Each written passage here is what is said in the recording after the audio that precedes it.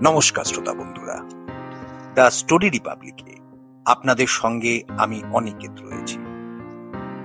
The story রিপাবলিকে আজকে যে গল্পটা আমি শোনাতে চলেছি সেই গল্পটাকে আমি ঠিক ভৌতিক গল্প বলতে রাজি নই। শ্রোতা বন্ধুরা শুনলেই বুঝতে পারবেন এই গল্পটার মধ্যে কতকটা ম্যাজিক্যাল রিয়ালিজমের ছায়া রয়েছে। আমি সেই ম্যাজিক্যাল রিয়ালিজমের কথা বলছি যা প্রখ্যাত দক্ষিণ আমেরিকার বেশ কিছু লেখক ইসাবেল অ্যালেন্ডে, গ্যাব্রিয়েল গার্সিয়া মার্কেজ তাদের লেখায় পাওয়া যায়। সেই একই রকম ম্যাজিক্যাল রিয়ালিজমের ছায়া আমাদের প্রিয় লেখক হুমায়ুন আহমেদের লেখাতেও আছে। আমি তাঁরই একটা লেখা পড়ব। সেই গল্পটির নাম আয়না। শ্রোতা বন্ধুরা মন্তব্য করে আমাকে জানাবেন গল্পটির কতটা ভৌতিক আর কতটাই বা এর মধ্যে ম্যাজিক্যাল রিয়ালিজম রয়েছে। শুরু হচ্ছে হুমায়ুন আহমেদের লেখা আয়না। সকাল 7:30। শওকত সাহেব বারান্দায় উবু হয়ে বসে আছেন। তার সামনে একটা মোড়ায় পানি ভর্তি একটা মগ, পানির মগে হেলান দেওয়া ছোট্ট একটা আয়না। আয়নাটা স্ট্যান্ড ভেঙে গেছে বলে কিছু একটাতে ঠেকা না দিয়ে তাকে দাঁড় করানো যায় না। শওকত সাহেব মুখ ভর্তি ফেনা নিয়ে আয়নাটার দিকে তাকিয়ে আছেন। দাড়ি শেভ করবেন। একটা বয়সের পর মুখের দাড়ি শক্ত হয়ে যায়। ইচ্ছা করলে রেজারের এক টানে দাড়ি কাটা যায় না। মুখে সাবান মেখে অপেক্ষা করতে হয়। এক সময় দাড়ি নরম হবে, তখন কাটতে সুবিধা।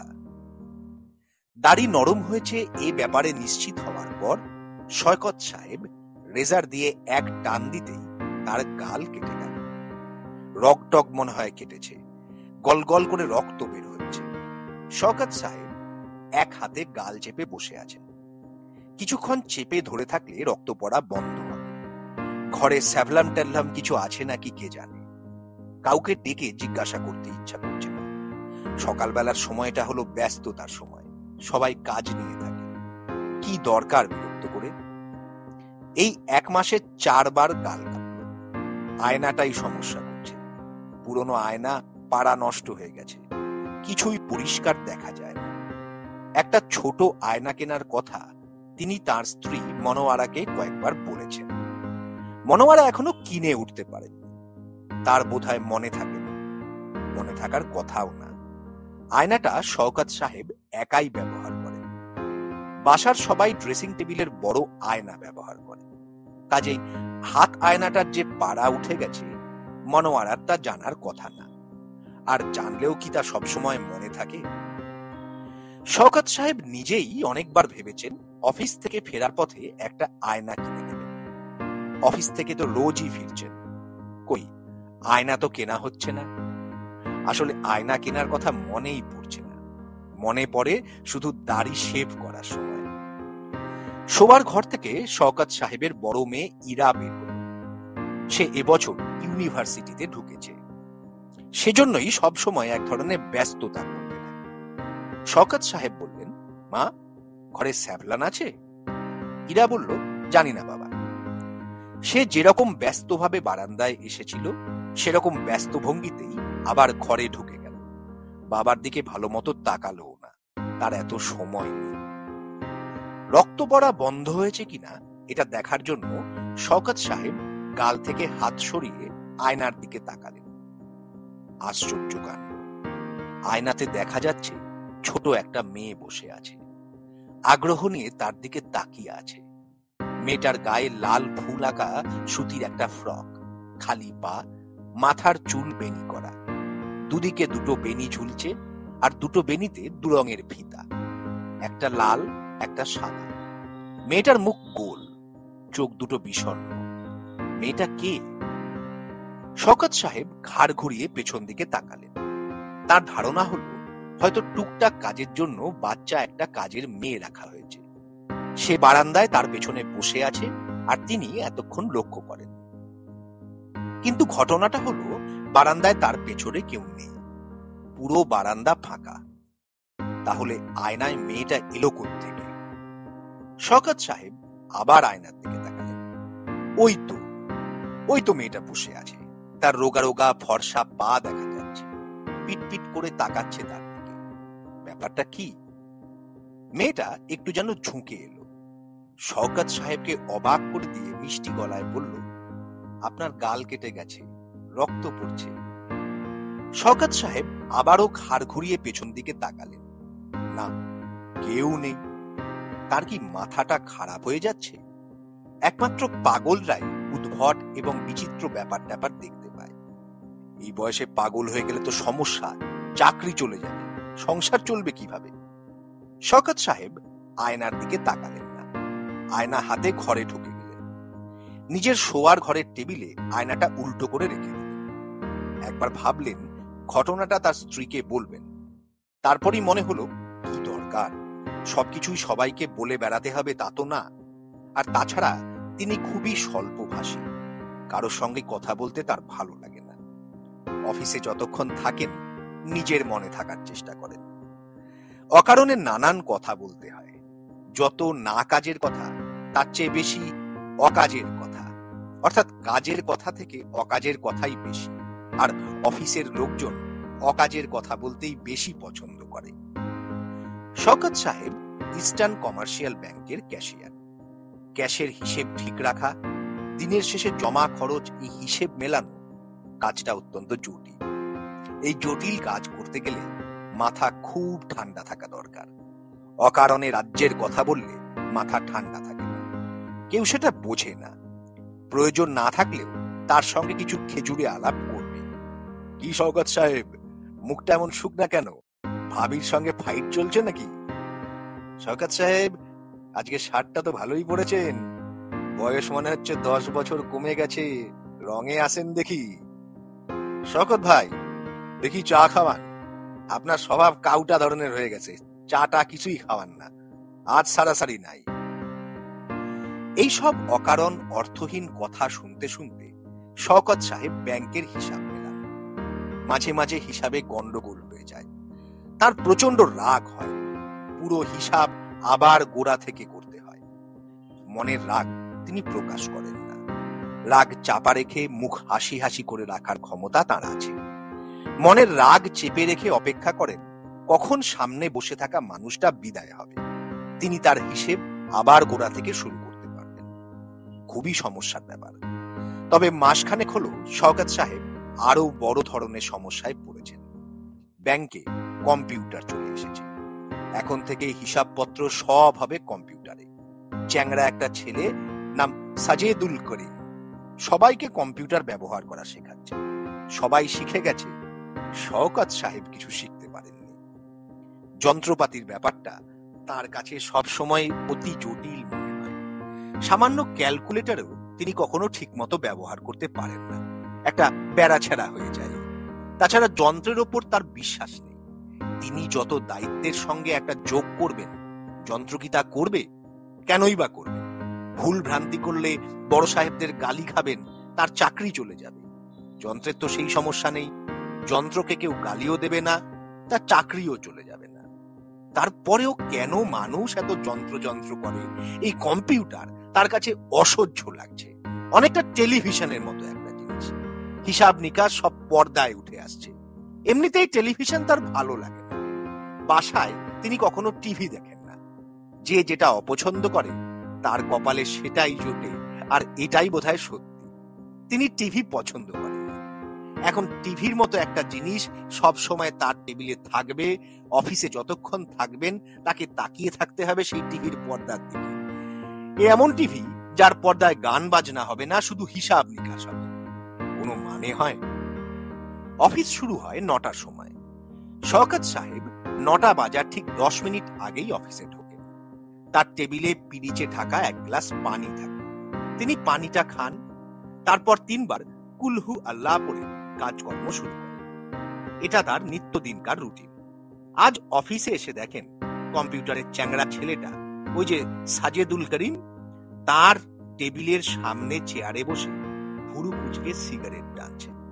পিরিচে ঢাকা পানির গ্লাসটা খালি। এই সাজেদুল করিমই খেয়ে ফেলেছেন নিশ্চয়। সাজেদুল শওকত সাহেবকে দেখে উঠে দাঁড়ান। হাসি মুখে বলল, স্যার কেমন আছেন? ভালো আছি। আজ আপনার জন্য সকাল সকাল চলে এসেছি। ও আচ্ছা, এই জিএম সাহেব খুব রাগারাগি করছিলেন, আপনাকে কম্পিউটার শেখাতে পারছি না। আজ ঠিক করেছি সারাদিন আপনার সঙ্গেই থাকব। শওকত সাহেব শুকনো মুখে বললেন, আচ্ছা থাকো।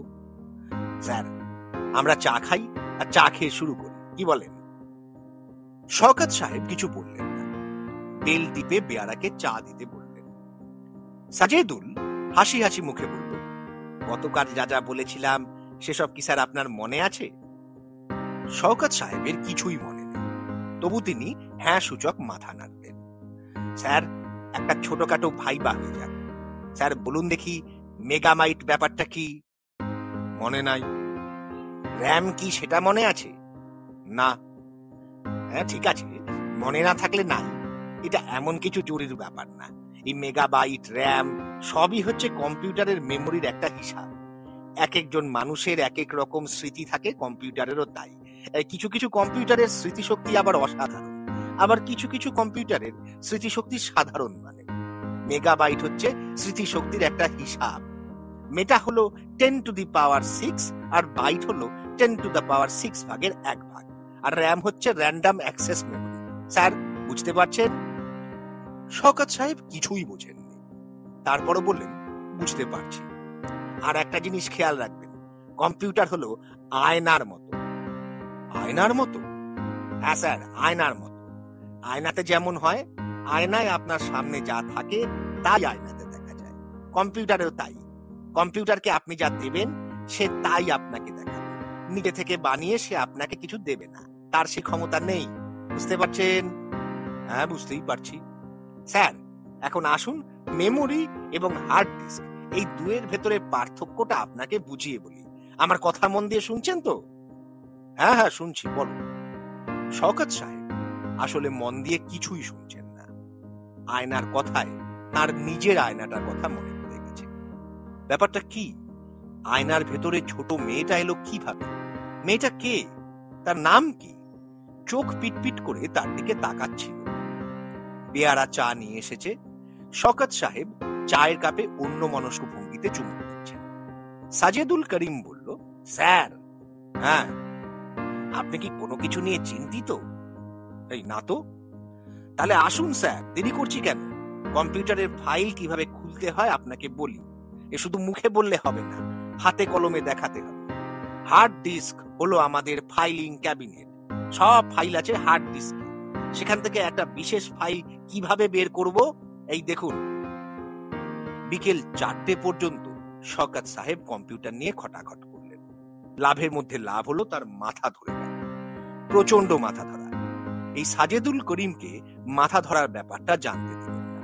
বেচারা এত আগ্রহ করে বোঝাচ্ছে, তার ভাবভঙ্গি থেকে মনে হচ্ছে কম্পিউটারের মতো সহজ কিছু পৃথিবীতে কোনোদিন তৈরি হয়নি। স্যার আজ এই পর্যন্ত থাক, কাল আবার নতুন করে শুরু করব। আচ্ছা বেশ। অফিস থেকে বেরুবার আগে জিএম সাহেব শওকত সাহেবকে ডেকে পাঠালেন। শওকত সাহেবের বুক কেঁপে উঠল। জিএম সাহেবকে তিনি কম্পিউটারের মতোই ভয় পান।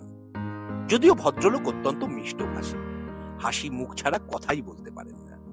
জিএম সাহেবের ঘরে ঢুকতেই তিনি হাসি মুখে বললেন, কেমন আছেন শওকত সাহেব? জি স্যার ভালো। বসুন, দাঁড়িয়ে আছেন কেন? শওকত সাহেব বসলেন। তার বুক কাঁপছে, পানির পিপাসা পেয়ে গেছে। আপনার কি শরীর খারাপ? জি না স্যার। দেখে তো মনে হচ্ছে শরীর খারাপ। যাই হোক, কম্পিউটার শেখার কত দূর হলো? শওকত সাহেব কিছু বললেন না, মাথা নিচু করে বসে রইলেন। জিএম সাহেব বললেন, আমি সাজেদুল করিমকে গতকাল কঠিন বকা দিয়েছি। তাকে বলেছি, তুমি কেমন ছেলে, সামান্য একটা জিনিস শওকত সাহেবকে শেখাতে পারছো না। তার দোষ নেই স্যার, সে চেষ্টা ত্রুটি করছে না। আসলে আমি শিখতে পারছি না। পারছেন না? পারছেন না কেন?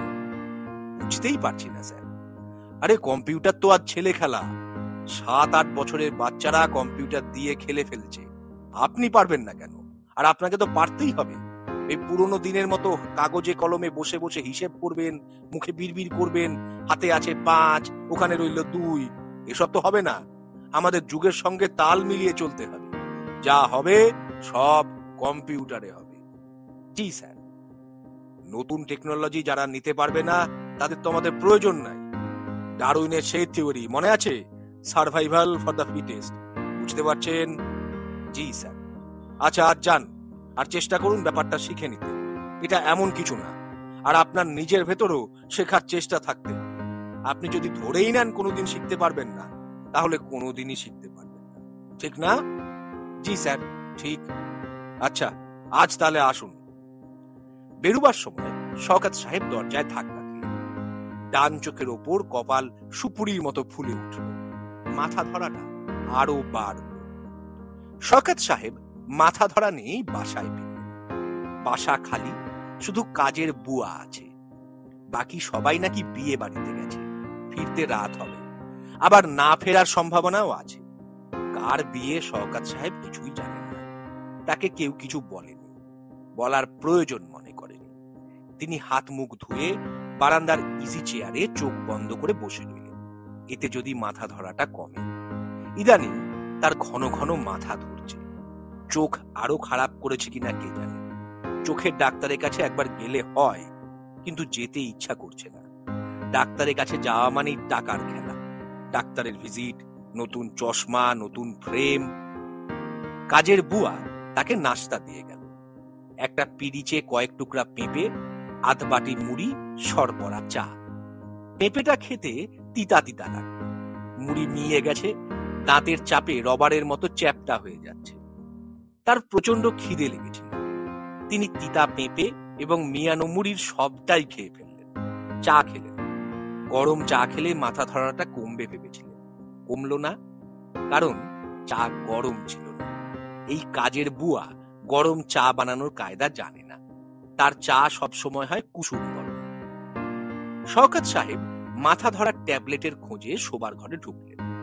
টেবিলের ড্রয়ারে প্যারাসিটামল ট্যাবলেট থাকার কথা, কিছুই পাওয়া গেল না। ড্রয়ারের ভেতর হাত আয়নাটা ঢুকানো, মনোয়ারা নিশ্চয়ই রেখে দিয়েছে। আচ্ছা, আয়নার ভেতর মেয়েটা কি এখনো আছে? শওকত সাহেব আয়না হাতে দিলেন, অস্বস্তি নিয়ে তাকালেন। আশ্চর্য, মেয়েটা তো আছে, আগের বার বসেছিল, এখন দাঁড়িয়ে আছে, আগের ফ্রকটাই গায়ে। মেয়েটা খুব সুন্দর তো, গোল মুখ, মায়া মায়া চেহারা। বয়স কত হবে? 11-12 বেশি না, কমও হতে পারে। মেয়েটার গলায় নীল পুঁতির মালা, মালাটা আগে লক্ষ্য করেন। শওকত সাহেব নিচু গলায় বললেন, তোমার নাম কি? মেয়েটা মিষ্টি গলায় বলল, চিত্রলেখা। বাহ, সুন্দর নাম। মেয়েটা লাজুক ভঙ্গিতে হাসল। শওকত সাহেব কি আর বলবেন ভেবে পেলেন না। মেয়েটাকে আর কি বলা যায়? আয়নার ভেতর সে এলো কি করে, এটা জিজ্ঞেস করবেন? এই প্রশ্নটা মেয়েটার জন্য জটিল হয়ে যাবে না তো? জটিল প্রশ্ন জিজ্ঞেস করে লাভ নেই। তিনি কিছু জিজ্ঞেস করার আগে মেয়েটাই বলল, আপনার কপালে কি হয়েছে? ব্যথা পেয়েছে, জিএম সাহেবের ঘর থেকে বের হওয়ার সময় দরজায় ধাক্কা খেলাম। খুব বেশি ব্যথা পেয়েছেন? খুব বেশি না। তুমি কোন ক্লাসে পড়ো? আমি পড়ি না। স্কুলে যাও না? হুম। আয়নার ভেতর তুমি এলে কি করে? তাও জানি না। তোমার বাবা মা তারা কোথায়? জানি না। তোমার মা বাবা আছেন তো, নাকি আছেন না নেই? জানি না। তুমি কি একা একা থাকো? হ্যাঁ। শওকত সাহেব লক্ষ্য করলেন মেয়েটা কেঁপে কেঁপে উঠছে, বুকের ওপর দুটো হাত আড়াআড়ি করে রাখা।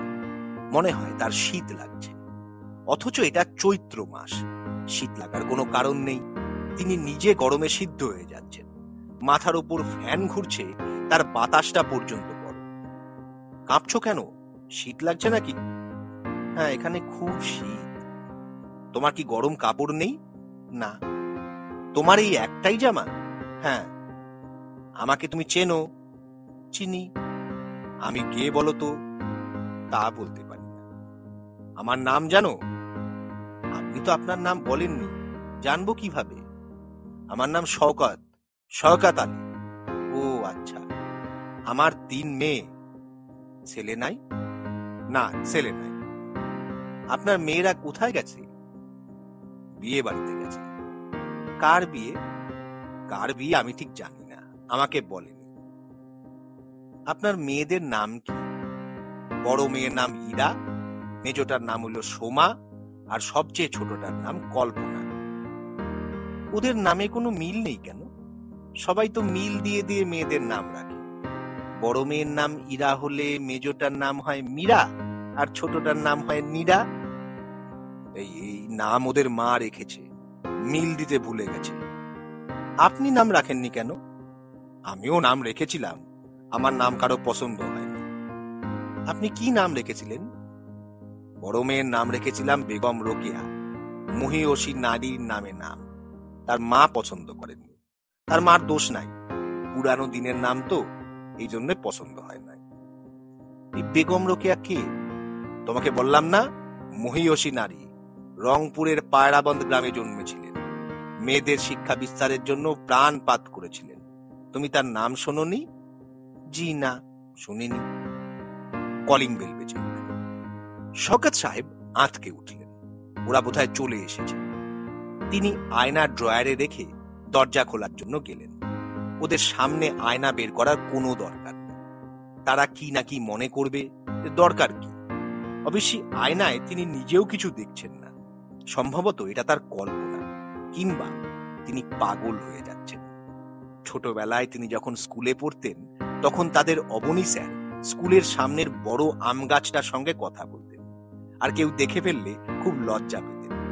এক বর্ষাকালে তিনি স্কুলের পাশ দিয়ে যাচ্ছেন, হঠাৎ দেখেন অবনী স্যার আম গাছের সঙ্গে কথা বলছেন।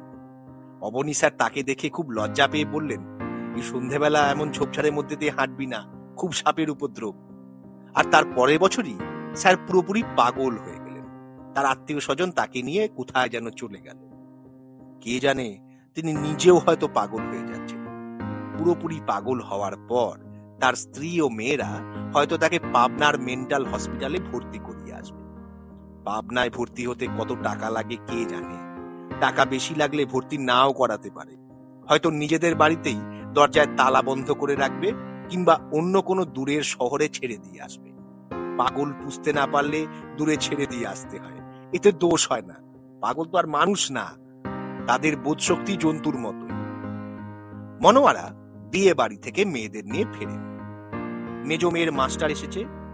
শওকত সাহেব বললেন, ওরা কেউ বাসায় নেই, বিয়ে বাড়িতে গেছে, আপনি বসেন, চা খান।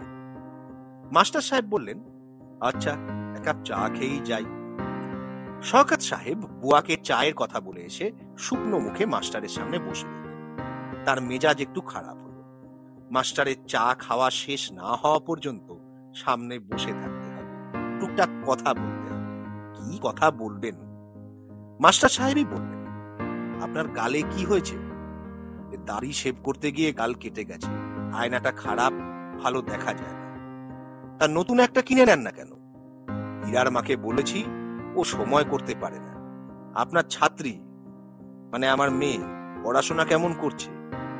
ভালোই করছে, ম্যাথে একটু উইক। আপনি কি শুধু ম্যাথ পড়ান? আমি সায়েন্স সাবজেক্ট সবই দেখাই, ফিজিক্স, কেমিস্ট্রি। বুয়া চা নিয়ে এসেছে, শুধু চা না, পিরিচে পেঁপে এবং মুড়ি।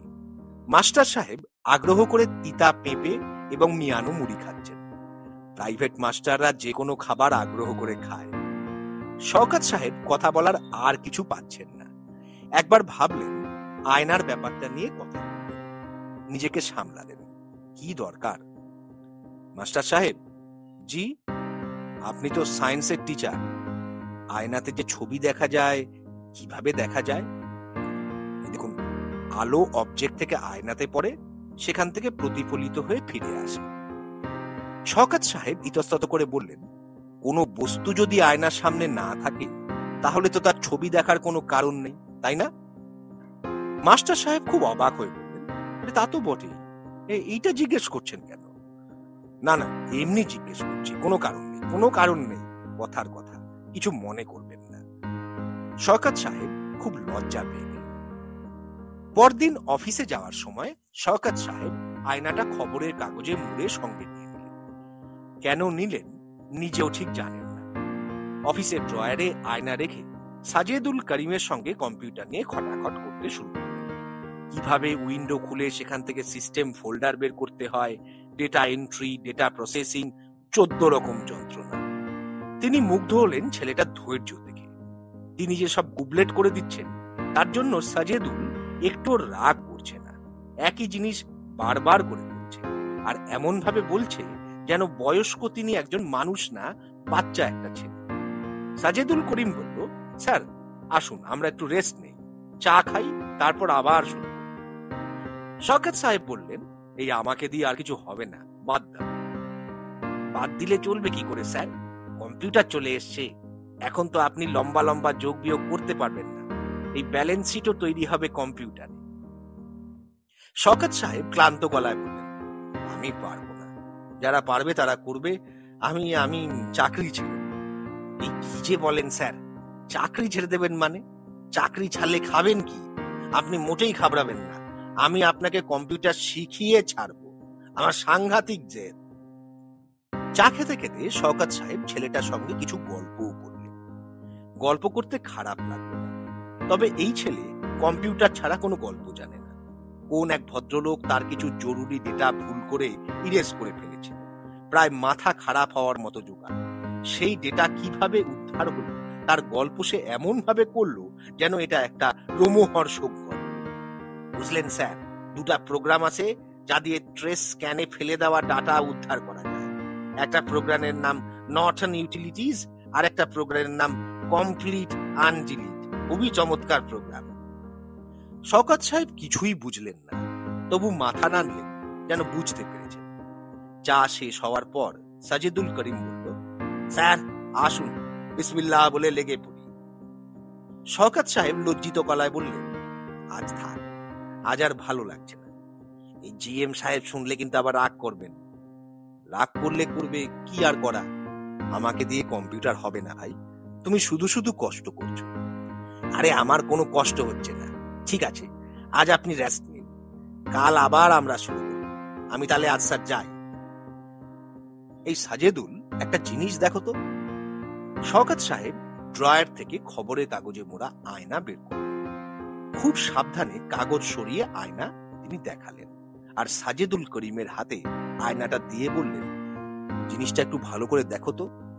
জিনিসটা কি? একটা আয়না। সাজেদুল করিম ঘুরিয়ে ফিরিয়ে আয়না দেখল। শওকত সাহেব কৌতূহলী গলায় বললেন, দেখলে? সাজেদুল বিস্মিত স্বরে বলল, হ্যাঁ দেখলাম। কি দেখলে বলো তো? পুরানো একটা আয়না দেখলাম, পাড়া নষ্ট হয়ে গেছে, আর তো কিছুই দেখলাম না। আর কিছু কি দেখার আছে স্যার? না না, আমার শখের একটা আয়না। শওকত সাহেব আয়নাটা কাগজে মুড়তে শুরু করলেন। সাজেদুল করিম এখনো তার দিকে বিস্মিত চোখে তাকিয়ে আছে। শওকত সাহেবের মনে হলো তিনি ছোটবেলায় অবনী স্যারকে গাছের সঙ্গে কথা বলতে দেখে এভাবেই বোধহয় তাকিয়েছিলেন। সাজেদুল চলে যাওয়ার পর তিনি তার ঘরের দরজা বন্ধ করে দিলেন, আয়নাটা বের করলেন। ওই তো মেয়েটাকে দেখা যাচ্ছে। মেয়েটাকে কেমন দুঃখী দুঃখী লাগছে। শওকত সাহেব মৃদু গলায় বললেন, কেমন আছো চিত্রলেখা? ভালো। তোমার মুখটা এমন শুকনা লাগছে কেন? মন খারাপ? মন খারাপ কেন? একা একা থাকি, এই জন্য মন খারাপ। মাঝে মাঝে আবার ভয় ভয় লাগে। কিসের ভয়? জানি না কিসের ভয়। এটা কি আপনার অফিস? আপনার টেবিলের ওপর এইটা কি, বাক্সের মতো? এটা হচ্ছে একটা কম্পিউটার, আইবিএম কম্পিউটার। কম্পিউটার কি? একটা যন্ত্র, হিসাব নিকাশ করে। আচ্ছা চিত্রলেখা, তোমার বাবা মা আছেন? জানি না তো। তুমি আজ কিছু খেয়েছো? না। তোমার খিদে লেগেছে? তুমি যেখানে থাকো সেখানে কোনো খাবার নেই? না। জায়গাটা কেমন? জায়গাটা কেমন আমি জানি না, খুব শীত। শওকত সাহেব দেখলেন মেয়েটা শীতে কাঁপছে। পাতলা সুতির জামায় শীত মানছে না। তিনি কি করবেন বুঝতে পারলেন না। এই শীতার্ত ও ক্ষুধার্ত মেয়েটার জন্য তিনি কি বা করতে পারেন। দীর্ঘ নিঃশ্বাস ফেলে আয়নাটা কাগজে মুড়ে ড্রয়ারে রেখে দিলেন। তার নিজেরও খিদে লেগেছে। বাসা থেকে টিফিন ক্যারিয়ারে করে খাবার এনেছে। কোনো উপায় আছে কি মেয়েটাকে খাবার দেওয়ার? আরে কি আশ্চর্য, তিনি এসব কি ভাবছেন? আয়না যা দেখছেন সেটা মনের ভুল ছাড়া আর কিছুই না। এটাকে গুরুত্ব দেওয়ার কোনো মানে হয় না। আসলে আয়নাটা তার দেখাই উচিত না। তিনি টিফিন ক্যারিয়ার নিয়ে অফিস ক্যান্টিনে খেতে গেলেন, কিন্তু খেতে পারলেন না। বারবার মেয়েটার শুকনা মুখ মনে পড়তে লাগলো। তিনি হাত ধুয়ে উঠে পড়লেন। বাসায় ফিরতে ফিরতে তার সন্ধ্যা হয়ে গেল। সাধারণত অফিস থেকে তিনি সরাসরি বাসায় ফিরেন। আজ একটু ঘুরলেন। সোহরাওয়ার্দী উদ্যানের বেঞ্চিতে বসে রইলেন। তার ভালোই লাগলো। ফুরফুরে বাতাস দিচ্ছে, চারদিকে গাছপালা, কেমন শান্তি শান্তি ভাব। দুপুরে কিছু খাননি বলে খিদেটা এখন জানান দিচ্ছে। বাদামওয়ালা বুট বাদাম বিক্রি করছে। 1 ছটাক বাদাম কিনে ফেলবেন নাকি? কত দাম 1 ছটাক বাদামের? তিনি হাত উঁচিয়ে বাদামওয়ালাকে ডাকলেন। তারপরই মনে হলো বাচ্চা একটা মেয়ে না খেয়ে আছে। তার মনটা খারাপ হয়ে গেল। বাদাম না কিনে তিনি বাসার দিকে রওনা হলেন। বাসায় ফেরা মাত্র তাকে নাস্তা দেওয়া হলো। তিতা পেঁপের টুকরা, মিয়ানো মুড়ি। মনে হয় অনেকগুলি তিতা পেঁপে কেনা আছে এবং টিন ভর্তি মিয়ানো মুড়ি আছে। এগুলি শেষ না হওয়া পর্যন্ত তাকেই খেতে হবে। আর ঘরের ভিতর থেকে হারমোনিয়ামের শব্দ আসছে। অপরিচিত একজন পুরুষ নাকি গলায় সারেগামা করছে। ইরার গলাও পাওয়া যাচ্ছে। ইরা গান শিখছে নাকি? মনোয়ারা চায়ের কাপ নিয়ে শওকত সাহেবের সামনে রাখতে রাখতে বললেন, ইরার জন্য গানের মাস্টার রেখে দিলাম। সপ্তাহে 2 দিন আসবে। 1500 টাকা নেয় বলে কই 1000 করেছি। তবলচিকে দিতে হবে 300। মেয়ের এত শখ, তোমারে বলে তো কিছু হয় না। কার কি শখ কি ইচ্ছা তুমি কিছুই জানো না। যা করার আমারই করতে হয়।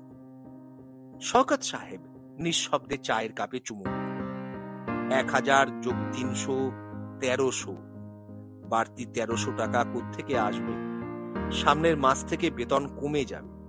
প্রভিডেন্ট ফান্ড থেকে 10,000 টাকা লোন নিয়েছিল। সামনের মাস থেকে 500 টাকা করে কাটা শুরু হয়ে যাবে। উপায় হবে কি? তিনি কম্পিউটারও শিখতে পারছেন না। সত্যি সত্যি যদি এই বয়সে চাকরি চলে যায় তখন? মনোয়ারা বললেন, আর সোমাদের কলেজ থেকে স্টাডি ট্যুরে যাচ্ছে। তারা 1000 টাকার দরকার, তোমারে আগে ভাগে বলে রাখলাম। কি কথা বলছো না কেন? শওকত সাহেব স্ত্রীর দিকে তাকিয়ে ফ্যাকাশে ভাবে হাসলেন, কিছু বললেন না। তোমার সঙ্গে যে 2টা কথা বলবো উপায়ে তো নাই। মুখ সেলাই করে বসে থাকবা। আশ্চর্য এক মানুষের সঙ্গে জীবন কাটালাম। মনোয়ারা উঠে চলে গেলেন। ঘরের ভেতর থেকে এখন গানের কথা ভেসে আসছে। শওকত সাহেব একা একা বসে আছেন। রাতে ভাত খাবার ডাক না আসা পর্যন্ত একাই বসে থাকতে হবে। আয়নাটা বের করে মেয়েটার সঙ্গে 2টো কথা বলে ফেললে কেমন হয়? কেউ এসে না দেখে ফেললেই হলো। দেখে ফেললে সমস্যা। কেমন আছো চিত্রলেখা? জি ভালো আছি। কে গান গাচ্ছে? আমার বড় মেয়ে ইরা। হ্যাঁ ইরা, তোমার দেখি নাম মনে আছে? মনে থাকবে না কেন? আমার সব নামই মনে আছে। ইরা, সোমা, কল্পনা। আপনাকে দেখে মনে হচ্ছে আপনার খুব মন খারাপ। আপনার কি হয়েছে? কিছু হয়নি রে মা। শওকত সাহেবের গলা ধরে। দিনের পর দিন তার মন খারাপ হতে থাকে। কেউ জানতে চায় না তার মন খারাপ কেন। আয়নার ভেতরের এই মেয়ে জানতে চাইছে। তার চোখে পানি আসার উপক্রম। তিনি প্রসঙ্গ পাল্টাবার জন্য বললেন, তুমি কি গান জানো? জি না।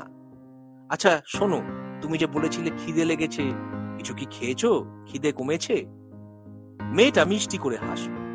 মজার কোনো কথা বলছে এমন ভঙ্গিতে বলল, আপনি যে কি বলেন, খাবো কি করে?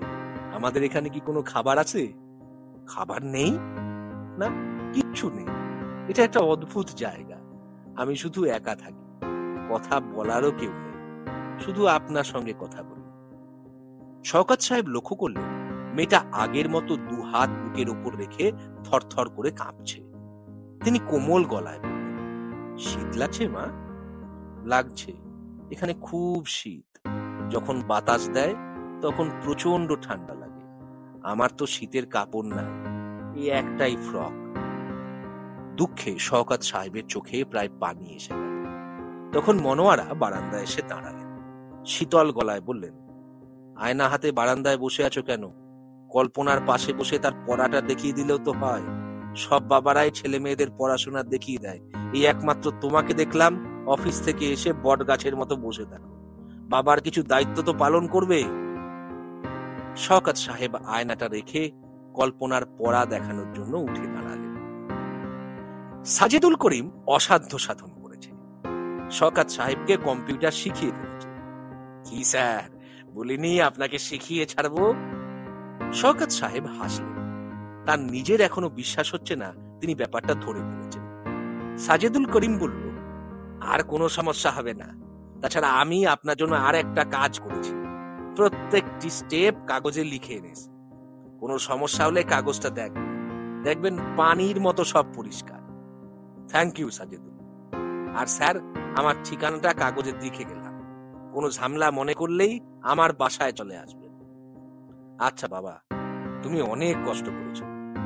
না স্যার, আপনার অবস্থা দেখে আমার মনটা খারাপ হয়ে গিয়েছে। রাতে দেখি ঘুম আসে না, তখন একের পর এক স্টেপগুলি কাগজে লিখলাম। সারা রাত চিন্তা করলাম কিভাবে বোঝালে আপনি বুঝবেন। শওকত সাহেবের চোখে পানি আসার উপক্রম। তিনি ভেবে পেলেন না এরকম অসাধারণ ছেলে পৃথিবীতে এত কম জন্মায় কেন।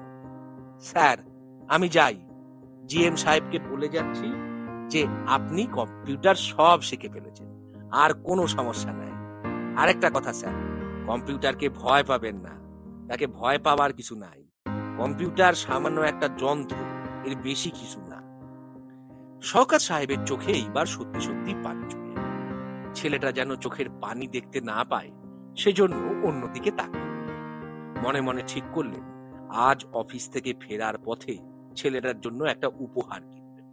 দামি কিছু না, সেই সামর্থ্য তার নেই, তবু কিছু একটা কিনে তার বাসায় গিয়ে তাকে দিয়ে আসবেন। এই একটা কলম বা সেই জাতীয় কিছু। 100-2 টাকার মধ্যে কলম পাওয়া না গেলে সুন্দর কিছু গোলাপ।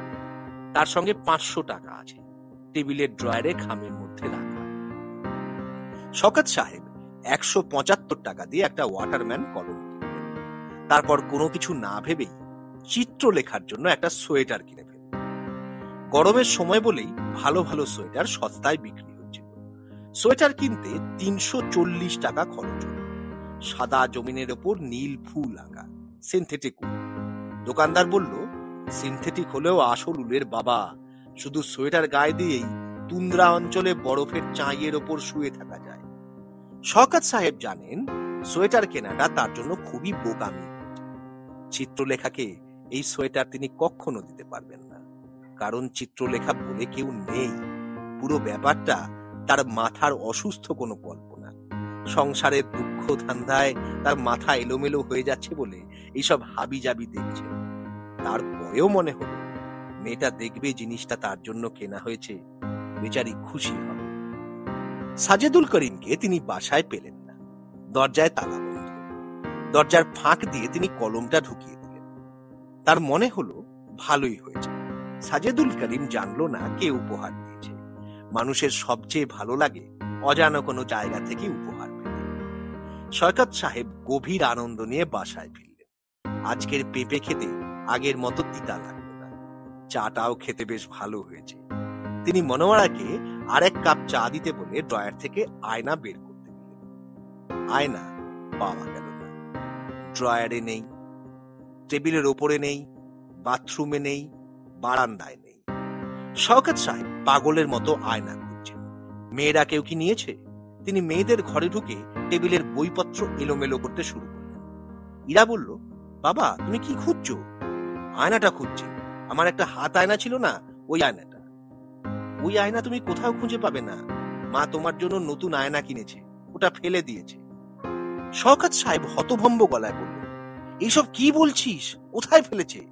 আরে পুরনো একটা আয়না ফেলে দিয়েছে, তুমি এরকম কেন করছো বাবা? শওকত সাহেব বিড়বিড় করে কি যেন বললেন, কিচ্ছু বোঝা গেল না। ইরা ভয় পেয়ে তার মাকে ডাকল। মনোয়ারা এসে দেখেন শওকত সাহেব খুব ঘামছে, তার কপাল বেয়ে ফোঁটা ফোঁটা ঘাম পড়ছে। তিনি ধরা গলায় বললেন, মনোয়ারা, আয়নাটা কোথায় ফেলেছ? রাত 11টা বাজে। শওকত সাহেব বাসার পাশে ডাস্টবিন হাতড়াচ্ছেন। তার সারা গায়ে নোংরা লেগে আছে। সেদিকে তার কোনো ভ্রুক্ষেপ নেই। তিনি 2 হাতে ময়লা ঘেঁটে যাচ্ছেন। একটু দূরে তার স্ত্রী ও 3 কন্যা দাঁড়িয়ে, তাদের চোখে রাজ্যের বিস্ময়। বড় মেয়ে কাঁদো কাঁদো গলায় বলল, তোমার কি হয়েছে বাবা? শওকত সাহেব ফিসফিস করে বললেন, চিত্রলেখাকে খুঁজছি রে মা, চিত্রলেখা। চিত্রলেখা কে? আমি জানি না রে মা, কে? শওকত সাহেবের চোখ দিয়ে টপ টপ করে পানি পড়ছে। তিনি কাঁপা কাঁপা গলায় ডাকছেন, চিত্রা মারে, ওরে মা, তুই কোথায়? তুই কোথায় আছিস রে? আয়না গল্পটি এখানেই শেষ হলো। আগেই যেমন বলা হয়েছে, গল্পের সম্পর্কে আপনাদের মন্তব্য অতি অবশ্যই কমেন্ট বক্সে জানাবেন, আর তার সাথে দ্য স্টোরি রিপাবলিক চ্যানেলটিকে সাবস্ক্রাইব করবেন। নমস্কার এবং ধন্যবাদ।